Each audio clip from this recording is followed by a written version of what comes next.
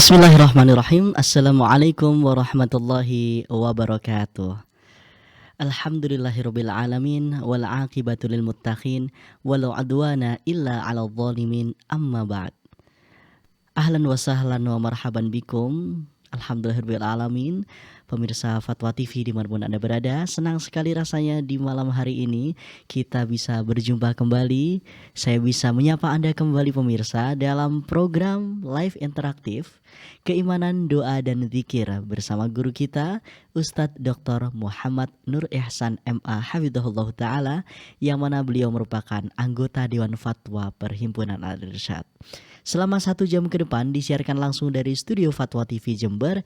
Insya Allah kita akan bersama-sama menimba ilmu, kita akan bersama-sama mendengarkan nasihat dan juga petuah. Dan tentu saja kita akan membuka kesempatan bagi Anda, bagi yang ingin bertanya secara langsung kepada Ustadz di malam hari ini. Dan Alhamdulillah Ustadz Muhammad Nur Ihsan telah bersama kita di studio Fatwa TV Jember. Kita sapa terlebih dahulu. Assalamualaikum Ustadz. Waalaikumsalam warahmatullahi wabarakatuh. Bagaimana kabar Ustadz? Alhamdulillah sehat walafiat. Alhamdulillah alamin. Barakallahu fikum. Pekan-pekan ini safar banyak Ustadz ya. Ala kulli hal, Ala semoga kulli ya hal. semua itu menjadi ya tambahan ibadah. Alhamdulillah Bagi kita amin. semua. Insya Allah malam hari ini siap Ustadz ya untuk berbagi ilmu, insya Allah Ustadz ya. Sallallahu Amin. Nah, Barakallahu fikum Ustadz. Nah, pemirsa Fatwa TV di mana-mana berada, sekali lagi kami mengingatkan bagi Anda pemirsa yang ingin menghubungi kami secara langsung melalui telepon, Anda bisa menghubungi kami di 0331 544 6087. Dan juga tak lupa kami menyapa rekan-rekan kami yang tergabung dalam RTVC yang ikut merelay program di malam hari ini. Di antaranya ada Radio Binbas Yogyakarta, Radio Sahabat Tegal, Radio MDFM Probolinggo, Radio Hang FM Batam, Radio Amuba Pangkal Pinang, Radio Sago FM Sumatera Barat, Radio Gema FM Bontang, Radio Tuah FM Rio, dan Radio Mas FM Sragen. Baiklah pemirsa dan pendengar Fatwa TV dimanapun Anda berada, seperti biasa sebelum acara atau sebelum tanya jawab kita mulai, kita akan mendengarkan nasihat singkat dari Ustadz Muhammad Nur Ihsan. Kepada Ustadz Dr. Muhammad Nur Ihsan MA Hafizahullah Ta'ala kami persilakan. Baik, barakallahu fikum. Fiik barakallah. Bismillahirrahmanirrahim. Assalamualaikum warahmatullahi wabarakatuh. Waalaikumsalam. Alhamdulillah wassalatu wassalamu ala Rasulillah wa alihi wa sahbihi wa man walah wa ba'du. Ikhwatal iman, kaum muslimin dan muslimat, para pemirsa rahimakumullah. Alhamdulillah, puji dan syukur hanya milik Allah Azza wa Jal. Salawat dan salam untuk Nabi Muhammad sallallahu alaihi wasallam. Para pemirsa dan para pendengar rahimakumullah, terkhusus bagi saudara-saudaraku kaum muslimin dan muslimat yang mungkin pada tahun atau di tahun ini akan berangkat untuk melaksanakan ibadah haji. Mudah-mudahan senantiasa dalam keadaan sehat walafiat dan diberi kemudahan oleh Allah Azza wa Jalla. Oleh karena itu pada kesempatan yang mulia ini ada ya mungkin tausiah secara khusus bagi mereka yang sudah mendapatkan kesempatan untuk berangkat, mungkin hanya menunggu waktu keberangkatan. Ikhwatal iman, kaum muslimin dan muslim rahimakumullah, calon jamaah haji yang dimuliakan Allah Subhanahu wa taala. Pertama yang perlu diperhatikan bahwa ibadah haji merupakan salah satu dari rukun Islam, ya. Barang siapa yang telah memiliki kemampuan ya untuk bisa melaksanakan, maka telah wajib baginya. Nah, hal yang perlu dipersiapkan selain persiapan ya fisik, finansial dan yang lainnya adalah persiapan iman, ya, persiapan jiwa kita. Yang demikian itu pertama membekali diri dengan ilmu. Ini yang pertama yang harus dipersiapkan. Ilmu, karena ibadah itu berlandaskan ilmu, bukan hanya sebuah tradisi dan kebiasaan atau ikut-ikutan. Jadi pelajarilah bagaimana manasik Nabi alaihi salatu wassalam, bagaimana Nabi berhaji dan segala hal-hal yang berkaitan dengan rangkaian ibadah haji, manasik haji. Itu dipelajari. Dibaca kitab panduannya sesuai dengan sunnah Nabi alaihi salatu wassalam. Yang kedua, perhatikan ya, bersihkan harta, dan pastikan bahwa harta yang kita gunakan untuk berangkat adalah harta yang halal. Jangan sampai harta yang haram atau yang fihi syubhah, ada syubhat. Pastikan bahwa harta yang kita gunakan adalah harta yang halal, karena Allah Subhanahu wa taala thayyibun la yaqbalu illa thayyib. Allah itu maha baik dan tidak menerima kecuali hanya yang baik. Yang selanjutnya adalah untuk tetap atau senantiasa menghadirkan bahwa keberangkatan haji itulah dalam ibadah, panggilan Allah, menunaikan panggilan Allah Azza wa Jal. Maka seorang yang berangkat haji untuk beribadah, dan ibadah spesial untuk Allah Azza wa Jal. Maka ikhlaskan niat dalam segala langkah demi langkah, dan hari demi hari yang akan dijalani sampai selesai melaksanakan ibadah haji dan pulang ke tanah air. Maka keikhlasan itu harus senantiasa menyertai setiap langkah dan usaha serta ibadah kaum muslimin. Oleh karena itu, sesungguhnya pelajaran yang paling utama dan tujuan utama dari segala rangkaian ibadah, baik itu haji dan yang lainnya, adalah untuk merealisasikan tauhid, keikhlasan kepada Allah Azza wa Jalla, sehingga menjadi kalimat talbiyah yang merupakan syiar jamaah haji. Mereka bertalbiyah itu hakikatnya adalah keikhlasan dalam berubudiyah kepada Allah. Tidak ada sekutu bagi Allah. Sebagaimana nikmat semua datang dari Allah, puja-pujian milik Allah, maka begitu juga tiada yang berhak diibadati kecuali Allah Subhanahu wa taala. Kalau kita perhatikan ayat yang memerintahkan untuk haji atau yang menjelaskan kewajiban haji, itu semua disertai dengan kalimat lillah. Wa atimmul hajj wal umrata lillah. Sempurnakan haji dan umrah itu lillah, karena Allah.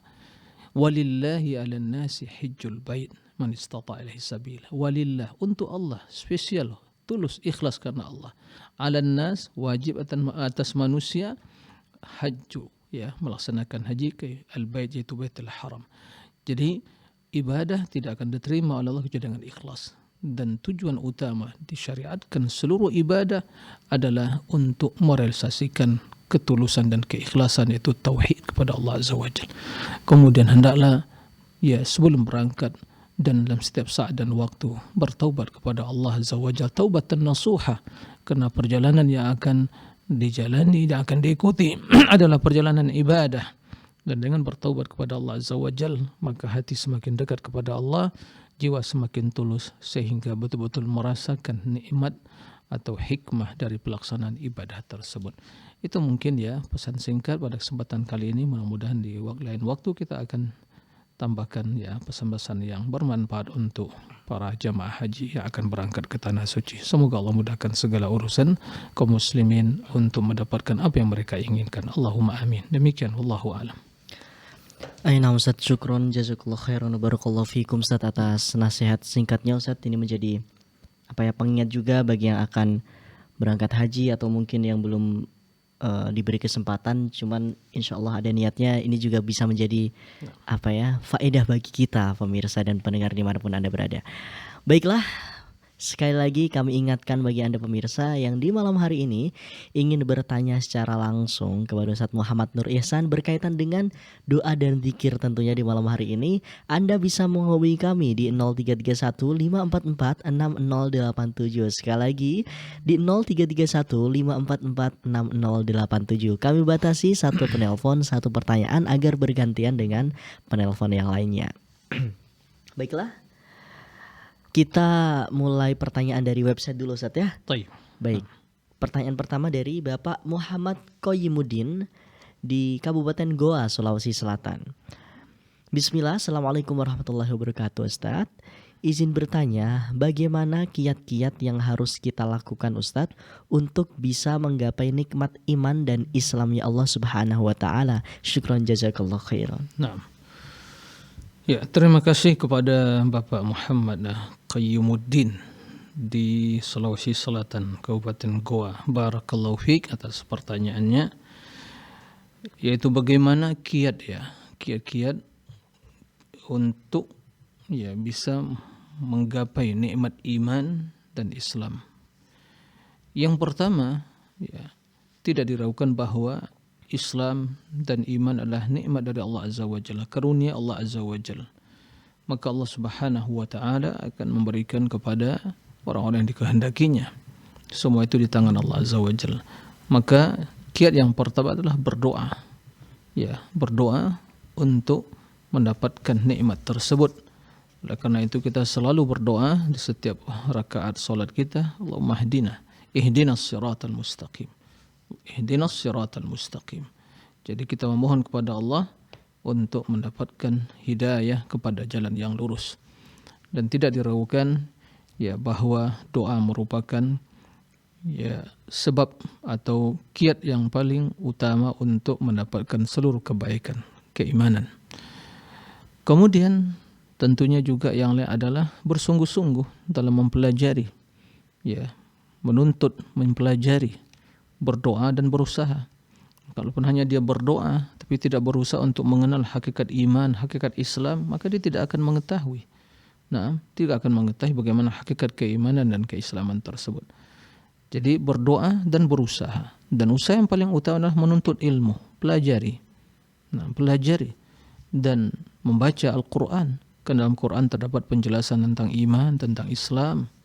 Nah, kemudian yang sebab atau kiat yang lain adalah untuk ya hidup di lingkungan orang-orang yang baik, orang-orang yang soleh, dan juga mencari teman yang baik, sahabat yang baik. Karena orang-orang yang baik, lingkungan yang baik, insya Allah itu akan mewarnai perilaku dan sikap seseorang. Ya, tentu yang paling utama lingkungan di keluarga. Nah, sebab sebagaimana dijelaskan dalam hadis, kullu mauludin yuladu 'alal fitrah, na'am, fa abawahu yuhawwidani aw yunassirani aw yumajjisanihi. Setiap anak yang dilahirkan itu dalam keadaan fitrah, dalam keadaan yang baik, yang fitrahnya yang baik, sehingga siap untuk menerima kebenaran. Bila dia tumbuh dalam keadaan baik tersebut, tidak ada yang merusak, yang mewarnai perilaku dan sikapnya, maka dia akan tumbuh dalam keadaan baik, menerima keislaman, kebenaran. Tapi lingkungan orang tua, kedua orang tuanya akan menjadikan dia sebagai Yahudi atau Nasrani atau Majusi. Jadi lingkungan yang baik sungguh sangat penting sekali, ya, yang kondusif, yang baik.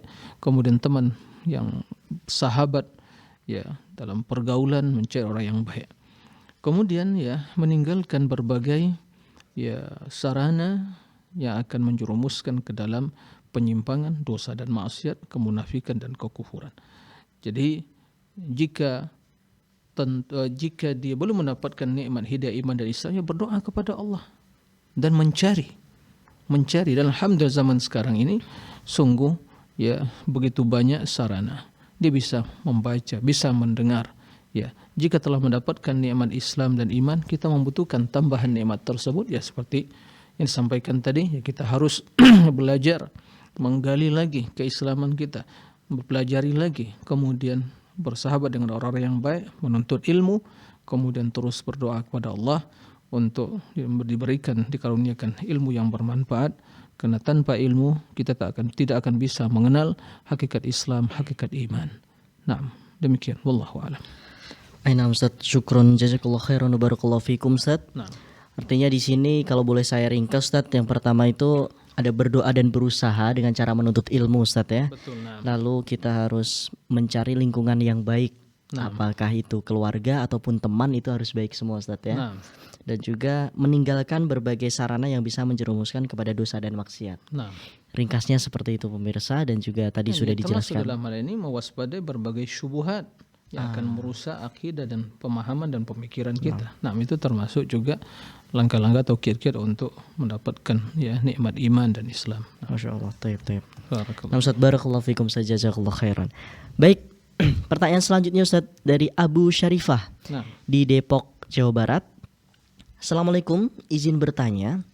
Saya pernah membaca salah satu keistimewaan bulan Ramadan ialah setan dibelenggu, pintu neraka ditutup, pintu surga dibuka, dan tiap malamnya ada yang dibebaskan dari api neraka. Namun pertanyaannya di sini Ustaz, apakah artinya saat ini sudah ada penghuni surga dan neraka? Mohon penjelasannya. Syukron jazakallahu khairan. ya, terima kasih atas pertanyaannya dari Abu Syarifah ya di Jawa Barat. Barakallahu fiik.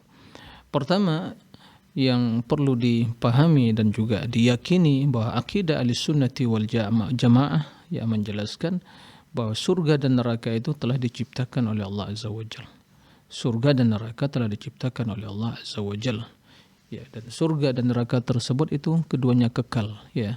Sehingga siapa yang masuk dalamnya ya, penghuni surga akan kekal di dalamnya dan penghuni neraka juga kekal di dalamnya. Itu yang harus kita pahami. Dan juga ya sebagian dijelaskan tadi telah ya, diciptakan. Dan surga dan neraka itu adalah tempat ya.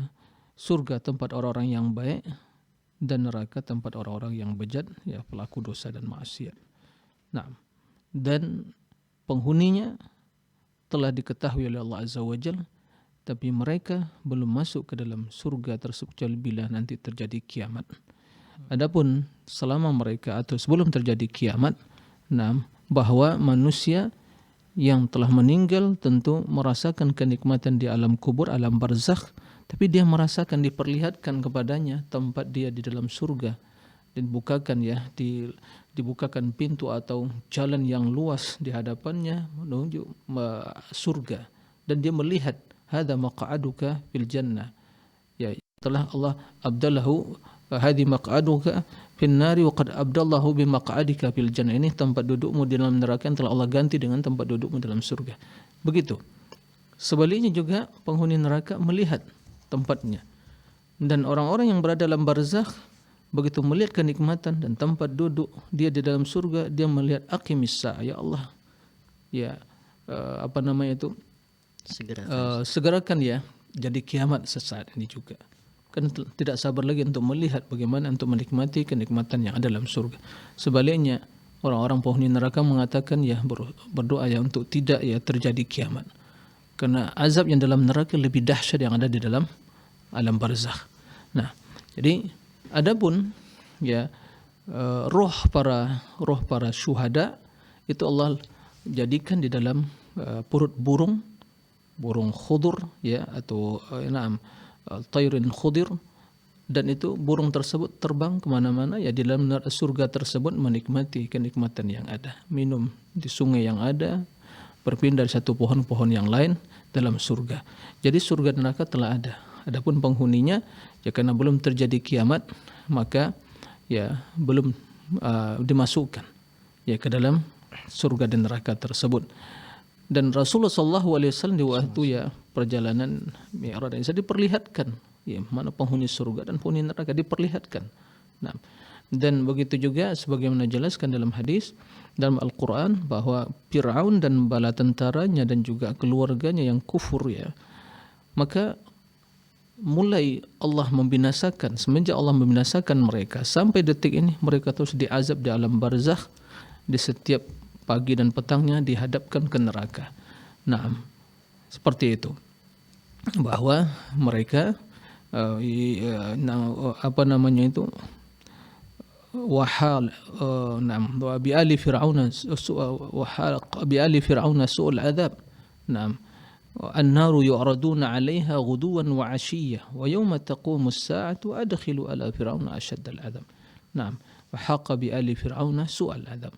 Jadi keluarga Fir'aun dan Fir'aun itu diliputi oleh azab ya di pagi dan petang hari. Kemudian an-naru yu'raduna 'alaiha ghuduwan wa 'ashiyya, di pagi dan di petang hari dia ditampilkan ya ke dalam ke neraka. Dia merasakan di pagi dan petang hari. Kemudian begitu terjadi kiamat, adkhilu ala fir'auna asyaddal, masukkan Fir'aun dan bala tentara dan keluarganya itu ke dalam ya azab yang sangat pedih, itu neraka. Jadi surga dan neraka telah ada ya, diciptakan oleh Allah Azza wa Jalla dan kekal abadi, tapi karena belum terjadi kiamat belum dimasukkan penghuninya ke dalam surga atau neraka tersebut. Tapi Allah telah mengetahui siapa penghuninya dan siapa juga ya penghuni surga dan neraka. Begitu terjadi kiamat maka manusia akan mati semuanya, kemudian dibangkitkan, kemudian diproses, ada ya dikumpulkan padang mahsyar, kemudian setelah itu ya hisab, mizan, timbangan, kemudian terus melewati sirat. Maka di situ tadi proses sirat, begitu selamat melewati sirat maka di sana masih ada jembatan kecil Qantarah. Setelah itu mereka berada di depan pintu surga, belum bisa masuk kecuali tatkala Nabi SAW minta izin untuk dibukakan pintu surga, kemudian beliau yang pertama masuk surga. Seperti itu. Wallahu a'lam. Masya Allah Ustaz, jazakallah khairan Ustaz, barakallahu fikum atas penjelasan detailnya ini pemirsa. Jadi kalau kita renungi Ustaz, selama kita di dunia nanti tujuannya hanya dua Ustaz ya. Kalau nggak surga, neraka, nggak ada yang lain Ustaz. Bukan di dunia, tujuan itu di akhirat. Oh, dunia tujuan di ya, akhirat. dunia ya kita beribadah kepada Allah Azza wa Jalla. Adapun tempat ya kembali manusia di alam akhirat yaumul qiyamah hanya dua. Al jannah, itu yang kita harapkan. Ya, dan neraka, nauzubillah min dzalik, kita berlindung kepada Allah dari api neraka. Kemudian dalam sebelum itu terjadi ada namanya alam barzakh, yaitu alam kubur. Alam kubur. Jadi semua yang telah meninggal dunia maka akan melewati alam tersebut. Baik itu dia meninggal dengan mungkin di lautan atau di hutan belantara atau tidak dikuburkan, semua mereka akan merasakan alam itu. Dan di situ ya terdapat kenikmatan dan juga azab sesuai dengan hasil jawaban terhadap pertanyaan mungkar wa nakir, yaitu man rabbuk, man nabiyyuk, ma dinuk. Seperti itu. Sampai kapan? Sampai terjadi kiamat. Subhanallah, kita tidak sembayangkan. Coba kita merenung sejenak. Kita tidak tahu kapan terjadi kiamat. Betul Ustaz. Seandainya sesaat ini Allah mencabut roh kita, kita masuk ke dalam alam barzakh. Tahukah kita berapa tahun, ribu tahun akan terjadi kiamat? Wallahu a'lam. Selama itu siapkah kita untuk hidup di alam barzakh? Nah, dengan berbagai ya kalau ada orang-orang yang mengikuti ketaatan, orang yang taat, beramal saleh, dia akan mendapatkan kenikmatan. Sebaliknya bagi pelaku maksiat dan dosa, apa yang akan terjadi? Ya ribuan tahun disempitkan. Kata dalam hadis, sempitkan begitu malaikat munkar wa nakir bertanya man rabbuk, man nabiyyuk, ma dinuk. Dia tidak bisa menjawab, hanya membuka mulut. Orang-orang munafikun la adri. Kemudian dipukul oleh malaikat, dia berteriak, teriaknya itu didengar oleh seluruh makhluk kecuali hanya manusia dan jin. Seperti itu. Jadi setelah itu ya berdasarkan atau sesuai dengan jawaban atau benar atau tidak, atau dia tidak mampuan dia menjawab, maka di situ malaikat akan memukulnya, kemudian akan disempitkan kuburannya, hancur lulu ya tulang belulangnya, kemudian diperlihatkan kepadanya ya jalan menuju neraka, dan dia merasakan panas ya azab dari neraka tersebut. Kemudian dia berangan-angan agar neraka atau surat kiamat itu tidak terjadi ya, karena apa yang telah ada di dalam neraka lebih dahsyat dari apa yang ada di dalam alam barzakh. Nasallallahu alaihi wasallam. Masya Allah. Penjelasan tambahan pemirsa dan pendengar luar biasa, Masya Allah, barakallahu fikum Ustaz. Ilmu dan juga renungan bagi kita semua yang saat ini masih berusaha untuk berlomba-lomba dalam kebaikan di dunia ini, yang mana nanti tujuan kita di akhirat hanya ada dua. Apakah kita masuk surga seperti yang kita inginkan, atau wal'ayadubillah di neraka. Na'udzubillah min dzalik. Baik pemirsa, kami masih memberikan kesempatan bagi Anda yang ingin bertanya secara langsung di malam hari ini. Kami masih membuka kesempatan. Anda bisa menghubungi line telepon kami di 0331 544 6087. Sekali lagi di 0331 544 6087. Kami batasi satu penelpon satu pertanyaan pemirsa agar bisa bergantian dengan penelpon yang lainnya. Baik Ustaz, kita lanjut ke pertanyaan selanjutnya dari website. Sembari menunggu penelpon yang masuk, ini pertanyaan berkaitan dengan haji Ustaz. Baik, ini dari Bapak Abdul Ghafur di Malang, Jawa Timur. Bismillah, assalamualaikum warahmatullahi wabarakatuh. Afwan, ana hendak bertanya. Ini ada 3 pertanyaan Ustaz, subhanallah. Baik, pertanyaan pertama, bagi orang yang tawaf di Baitullah, apakah ada doa khusus ketika berada di antara rukun Hajar Aswad dan rukun Yamani? Pertanyaan kedua, apakah ada doa khusus ketika melihat Ka'bah? Dan yang terakhir, seseorang yang tawaf ketika akan melaksanakan sholat sunnah tawaf di belakang makam Ibrahim, apakah disyariatkan membaca ayat wattakhadhu min maqami Ibrahim musalla Demikian pertanyaan ana, syukron wa jazakumullah khairan katsiran. Taib, terima kasih kepada Bapak Abdul Ghafur ya di Jawa Timur Kota Malang. Barakallahu fiik atas pertanyaannya. Ya. Yang pertama pertanyaan beliau, apakah ada doa khusus antara ya Rukun Yamani dengan Hajar Aswad? Hanya ada satu doa yang banyak diucapkan Nabi alaihi salatu wassalam antara Rukun Yamani dengan Hajar Aswad, yaitu Rabbana atina fid dunya hasanah wa fil akhirati hasanah wa qina adzabannar. Doa yang insyaallah kita semua hafal dan itu bagian dari ayat Al-Qur'an. Jadi itu diperbanyak.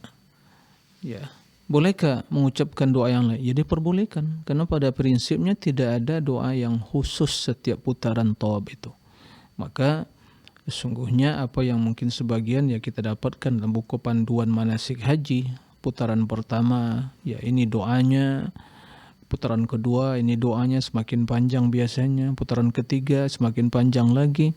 Itu sesungguhnya ya sungguh sangat menyulitkan. Nah, dan jamaah haji harus memahami bahwa sesungguhnya pelaksanaan ibadah haji itu sangat simpel sekali, tapi tentu berlandaskan ilmu. Jadi memperbanyak di waktu tawaf itu ya istighfar, ya bertahlil, bertasbih, bertahmid, kemudian Rabbana atina fid dunya hasanah ya wa fil akhirati hasanah wa qina adzabannar. Gak bisa dengan bahasa Arab, bisa dengan bahasa Indonesia. Berdoa kepada Allah, memperbanyak la ilaha illallah, la haula wala quwata illa billah, la ilaha illallah. 4 kalimat subhanallah walhamdulillah wallahu akbar. 2 kalimat yang ringan, berat dalam timbangan subhanallah wa bihamdi subhanal azim. Jika mungkin ingin baca Al-Quran tidak ada masalah. Jadi sangat simpel sekali. Enggak perlu ya tergantung dengan orang lain. Dikomandoi baru berdoa. Kalau tidak dikomandoi tidak bisa berdoa. Jadi beribadahlah secara mandiri. Ya, itu akan lebih menambah kekhusyukan. Begitu ya subhanallah, beristighfar kepada Allah. Ya, doa-doa yang berkaitan dengan istighfar dan yang lainnya itu yang harus diucapkan. Jadi intinya tidak ada doa yang khusus. Adapun Rasulullah SAW memperbanyak doa di antara Hajar Aswad dengan rukun atau rukun Yamani dengan Hajar Aswad, itu bukan berarti spesial dan khusus doa itu saja, tidak. Nah, jadi intinya tidak ada doa yang khusus, tapi di antara Hajar Aswad, rukun Yamani dengan Hajar Aswad, memperbanyak doa Rabbana atina fid dunya hasanah wa fil akhirati hasanah wa qina adzabannar. Baik. Kemudian pertanyaan yang kedua, apakah ada doa khusus tatkala melihat Ka'bah? Ada dalam sebagian riwayat ya, dijelaskan oleh dalam sebagian riwayat itu terdapat ya redaksi hadisnya dan juga didapatkan dalam sebagian kitab-kitab fikih gitu ya, Allahumma zid hadzal baita ta'ziman wa tasyrifan wa mahabatan wa birra. Ya Allah, tambahkanlah ke rumah ini yaitu Ka'bah keagungan, kemuliaan ya, dan juga kebaikan. Tapi doa-doa ini riwayatnya ya tidak sahih dari Nabi sallallahu alaihi wasallam. Tidak sahih. Jadi semua riwayatnya dhaifah. Jadi jika seorang ya tidak ada doa yang khusus melihat Ka'bah, kendati sebagian ahli fikih fuqaha yang disunnahkan kata mereka, jika seorang ingin membaca doa tersebut dengan berkeyakinan tidak menisbatnya kepada Nabi, mudah-mudahan tidak ada masalah. Tapi intinya tidak ada doa yang khusus yang sahih, tidak ada doa khusus yang sahih, redaksi yang sahih ya tentang doa melihat Ka'bah secara khusus. Nah, jadi tidak perlu ya memaksakan diri atau mengharuskan, tidak. Kalaupun dia membaca apa yang disampaikan tadi dengan catatan ya tidak menisbatkan kepada Nabi bahwa itu adalah dari doa Nabi, karena tidak sahih. Nah, wallahu alam. Kemudian pertanyaan yang ketiga, waktu ya selesai tawaf itu ada sholat 2 rakaat di belakang makam Ibrahim. Ya, apakah harus membaca wattakhidhu min maqami Ibrahim musalla? Ya, jadikanlah di makam Ibrahim itu tempat solat. Maka Rasul sallallahu alaihi wasallam ya diperintahkan oleh Allah Azza wa Jalla untuk solat ya 2 rakaat setelah melaksanakan tawaf di belakang makam Ibrahim. yaitu bekas telapak kaki Nabi Ibrahim tatkala melihat atau tatkala membangun Ka'bah bersama putranya itu Ismail, yaitu makam, ya, bekas tempat berdirinya beliau. Dan dahulunya itu ya mepet dengan bangunan Ka'bah itu, tapi di zaman Umar digeser sehingga memiliki jarak antara Ka'bah dengan tempat yang ada sekarang itu. Maka dalam hal ini ya sebagai ulama mengatakan ya disunahkan, tapi bukan hal yang wajib. Kalaupun tidak dibaca tidak ada masalah. Ya, kalaupun kita melihat di situ ya mendekat kemudian membaca wattakhidhu maqami Ibrahim musalla tidak ada masalah. Tapi kalaupun tidak dibaca juga tidak ada masalah. Kemudian langsung ya salat. Perlu diperhatikan begitu selesai tawaf ya tidak mesti langsung atau mepet ya atau di dekat langsung di belakang makam Ibrahim, itu tidak mesti. Apalagi di zaman sekarang ini, apalagi waktu haji begitu ramai sekali ya, padat sekali. Maka carilah tempat yang agak longgar ya. Ya, maka salatlah di sana. Tidak ada masalah. Jauh. Jika tidak mungkin ya arahnya atau posisinya langsung di belakang makam Ibrahim, tidak masalah di masjid mana saja atau di dalam masjid di Baitul Haram tersebut bisa melakukan kedua solat tersebut. Nah, demikian Allahu a'lam. Nah Ustaz, syukron jazakallahu khairan barakallahu fikum Ustaz atas jawabannya. Ini kita sudah tersambung dengan penelpon pertama Ustaz, ada Ibu Rosmini di Pacitan. Kita sapa terlebih dahulu. Halo, Assalamualaikum Fatwa TV. Waalaikumsalam warahmatullahi wabarakatuh. Baik Ibu, silakan dengan pertanyaannya. Ya.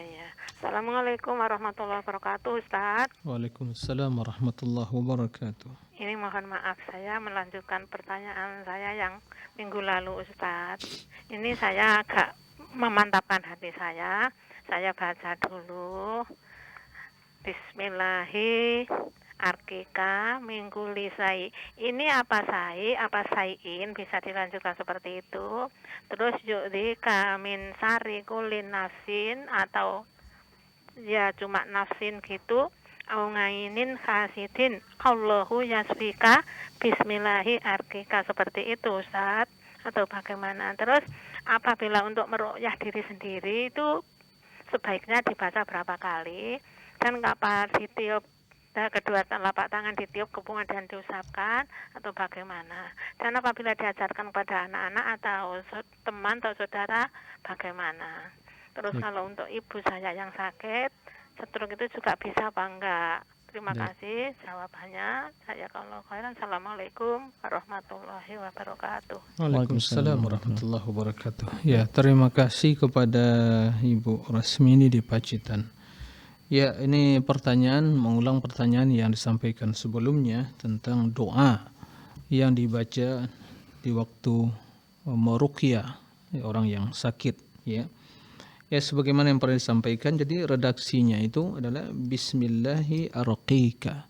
Dengan nama Allah saya meruqyahmu. Jadi ruqyah itu adalah membacakan ayat-ayat ya atau doa-doa ya untuk ya berharap ya kesembuhan bagi orang yang sakit.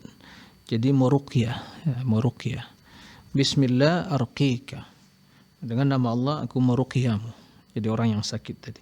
Min kulli syai'in yu'dhik, dari segala sesuatu yang menyakitimu.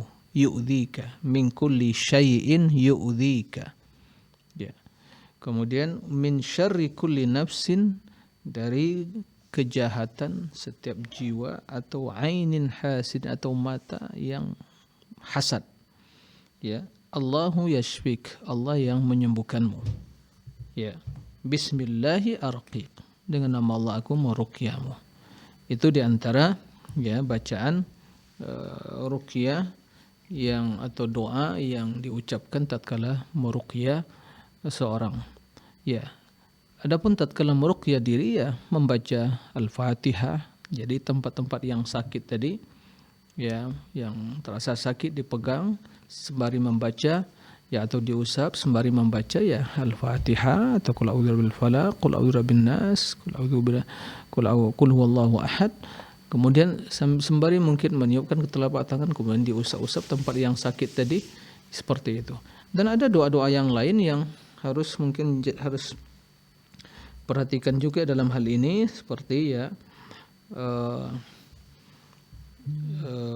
seperti a'udzubillah wa qudratihi min syarri kulli ma ajidu wa uhadir. Jadi tempat yang sakit ya kita pegang diri kita atau yang lain, kemudian ya a'udzubillah, aku berlindung ya kepada Allah, wa qudrati, dengan kekuatannya, min syarri kulli ma ajidu wa uhadir, dari segala apa yang saya rasakan sakit, wa uhadir, dan yang aku takuti, yang dikhawatirkan. Nah, begitu juga ya sebagaimana dalam hadis sebutkan bahwa bila seorang merasakan sakit mungkin meletakkan tangannya tempat yang sakit tadi, min jasad. Kata Nabi SAW, "Dha' yadaka 'ala alladhi ta'allama min jasadik wa qul bismillah, bismillah, bismillah." Jadi tempat yang sakit kita pegang, kemudian bismillah, bismillah, bismillah. A'udzu billah wa qudratihi, ya. Kemudian min syarri ma ajidu wa uhadir. Kemudian ya doa-doa yang lain yang disyariatkan untuk dibaca, ya. As'alullaha al-azim rabbal arsyil azim an yashfiyaka. Bisa juga 7 kali. As'alullah al-azim, aku memohon kepada Allah yang maha agung, rabbil arsyil azim, Rabb yang memiliki arsy yang agung, an yashfiyaka, ya, untuk menyembuhkanmu. Jadi itu diantara ya doa-doa yang diajarkan Nabi SAW untuk meruqyah. Ya, wallahu a'lam. Naam Ustaz. Lalu tadi Ustaz, Nah, apakah ini diajarkan kepada anak-anak, itu caranya bagaimana Ustaz kalau mau ya meruqyah? diajarkan semua ya anak-anak ya, dibiasakan ya, dan perlu ya pertama sekali yang harus ditanamkan dalam diri anak-anak kita atau keluarga atau kaum muslimin adalah bergantung kepada Allah. Nah, jadi kita berusaha meruqyah, ruqyah mandiri. Ya. Karena Al-Qur'an syifa, ya. Al-Qur'an syifa. Ya. Al-Fatihah namakan Ar-Raqyah. Ya, itu yang bisa digunakan untuk meruqyah. Bagaimana kisah seorang ya tokoh atau kepala suku Arab Badu atau orang Arab yang diruqyah oleh para sahabat, ya, sementara mereka belum beriman, tapi diruqyah, dibaca Al-Fatihah, maka gigitan dari kalajengking tadi, ya, itu subhanallah membuat dia tidak bisa berdiri, tapi begitu diruqyah seketika itu dia bisa berdiri seolah tidak pernah merasakan sakit. Jika ya Al-Quran yang dibaca oleh sahabat bermanfaat bagi orang yang belum beriman, ya kafir, bermanfaat untuk menyembuhkan penyakitnya, apalagi orang yang beriman. Tapi perlu diperhatikan di waktu meruqyah tersebut membutuhkan ya betul-betul ucapan yang dari hati yang tulus. Jadi bukan sekedar ucapan begitu saja atau hanya ingin coba-coba saja, eksperimennya tidak cukup seperti itu. Harus yakin ini kalamullah azza wa jalla. Ini kalamullah azza wa jalla, syifa, ya, obat. Allah menyebutkan seperti itu. Maka yakin itu kalamullah. Maka perlu dengan kekhusyukan, hati yang khusyuk, ya, yang meyakini bahwa Allah yang menyembuhkan. Jadi pertama sekali yang harus ditanamkan dalam diri kita, anak kita, keluarga kita, memohon kepada Allah terlebih dahulu. Kemudian ya lakukan proses yang diperintahkan, ya, berobat. Nah, tapi sebelum hal itu terjadi, masing-masing kita harus memohon kesembuhan kepada Allah. Fa idza maridtu fa huwa yashfin. Apabila aku sakit, Allah yang menyembuhkanku. Kan begitu. Maka memohon kepada Allah. Maka diajarkan doa-doa seperti ini. Ya. Kalau orang mengatakan ini alternatif, sesungguhnya bukan alternatif. Ini yang obat, pengobatan, ya, yang paling utama. Ya, bukan alternatif. Tapi kita harus belajar untuk bagaimana mengucapkan dengan baik, memahami maknanya dan dengan hati yang khusyuk. Maka subhanallah, Al-Quran itu akan sungguh sangat bermanfaat bagi mengatasi berbagai problematika hidup kita, termasuk penyakit fisik kita. Oleh karena itu kita membutuhkan ya pemahaman yang benar. Nah, kemudian ada pertanyaan yang diajarkan tadi, bagaimana diajarkan pada keluarga kita, anak kita, orang tua kita, dan yang lainnya. Nah, demikian Allahu a'lam. Tambahan yang ibu yang stroke tadi juga bisa Ustaz ya? Naam. Dibacakan. Jadi dipegang tempat tempat yang sakit, nah kemudian dibacakan. Ya, itu usaha kita. Sembari berdoa kepada Allah, enggak ada yang mustahil di sisi Allah Subhanahu wa taala. Apabila Allah menginginkan akan berubah segalanya. Ya, tapi kita ya harus sabar. Itu ya ujian dari Allah ya untuk menilai kesabaran kita. Kemudian juga ya agar kita berusaha untuk hal itu. Nah, demikian Allah. Nah, Ustaz. Syukron jazakallahu khairan wa barakallahu fikum, Ustaz. Baik, pemirsa, masih ada kesempatan ya, masih ada waktu ini bagi Anda yang belum sempat bertanya dan ingin bertanya berkaitan dengan doa dan zikir di malam hari ini, Anda bisa menghubungi kami di 033154460087. Sekali lagi di 033154460087. Kami batasi satu penelpon satu pertanyaan agar bergantian dengan penelpon yang lainnya. Baik Ustadz, pertanyaan selanjutnya ini dari website Ustadz, dari Bapak Fakhrul di Kabupaten Lingga, Kepulauan Riau. Assalamualaikum Ustadz, bagaimana menurut Ustadz mengenai lafaz doa berikut? Ya Allah, sinarilah hati kami dengan cahayamu.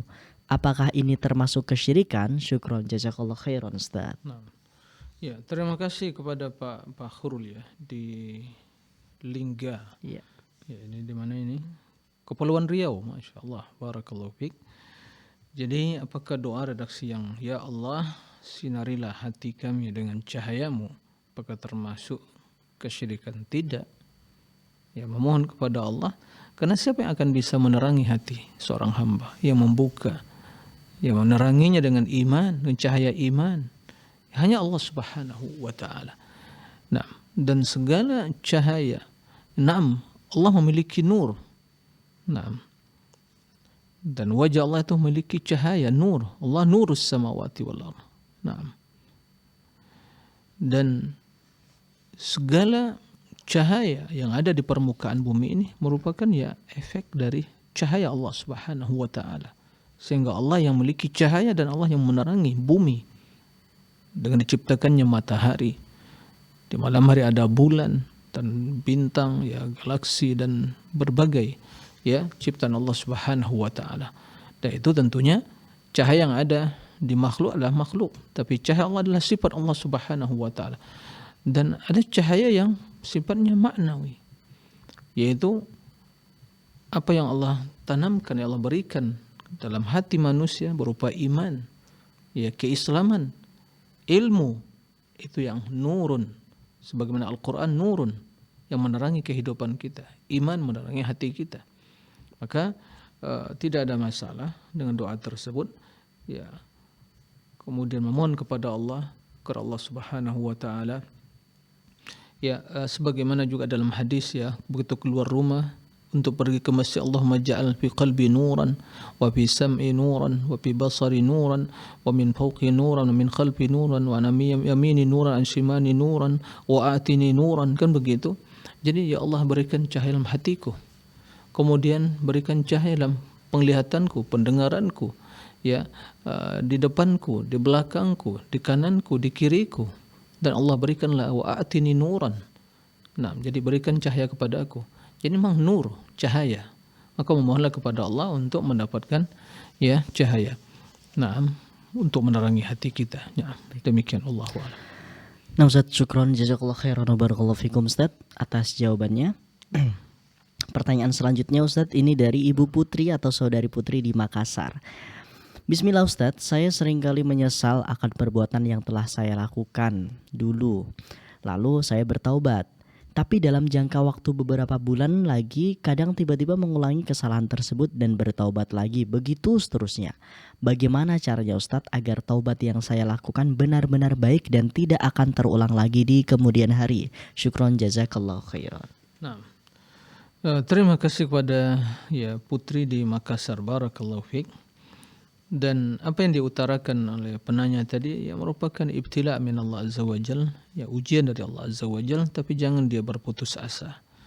Nah, itulah mungkin diantara ya efek negatif dari perbuatan dosa, karena perbuatan dosa akan memanggil ya dosa-dosa yang lain, begitu. Sebagaimana kebaikan juga akan memanggil kebaikan-kebaikan yang lain, seperti itu. Nah, oleh karena itu apa yang harus dilakukan? Pertama, betul kembali kepada Allah dan memahami hakikat dari taubatan nasuh.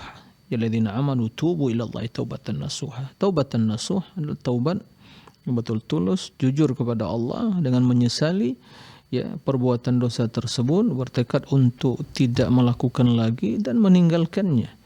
Bila hal dosa tersebut bentuk mengambil hak orang lain, maka dikembalikan, ya, itu kezaliman, dikembalikan hak tersebut kepada pemiliknya.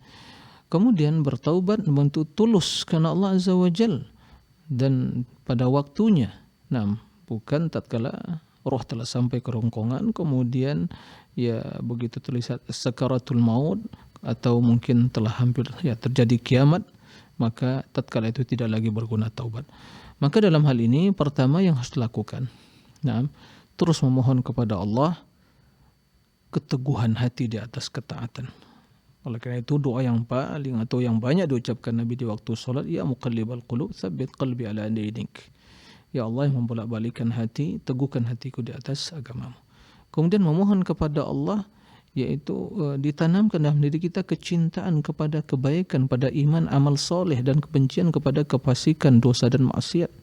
Ya, Allahumma habib ilayya al-iman wa zayyinhu bi qalbi wa karrih ilayya al-kufra wal fusuq wal isyan waj'alni ar-rasyidin. Kemudian memohon kesucian hati kepada Allah. Allahumma ati nafsi taqwaha wa zakki anta khairu man zakkaha anta waliyuha maulaha. Ya Allah, sucikan hatiku ya Allah. Nah, Engkaulah zat yang hanya mampu atau yang bisa mensucikan diri, mensucikan jiwa. Nah, seperti itu. Engkaulah penolongnya dan walinya. Kemudian ya untuk terus ya menghadirkan dalam diri muraqabatullah, pengawasan Allah Azza wa Jalla. Ya, merealisasikan atau mengaplikasikan makna dari al-ihsan, an ta'budallaha ka'annaka tarah fa in lam takun tarah fa innahu yarak. Engkau beribadah kepada Allah seolah-olah engkau melihat Allah. Jika engkau tidak melihat Allah, maka yakinlah Allah Subhanahu wa taala melihatmu. Jadi muraqabatullah, menghadirkan keagungan Allah, kemuliaan Allah dalam diri, kecintaan.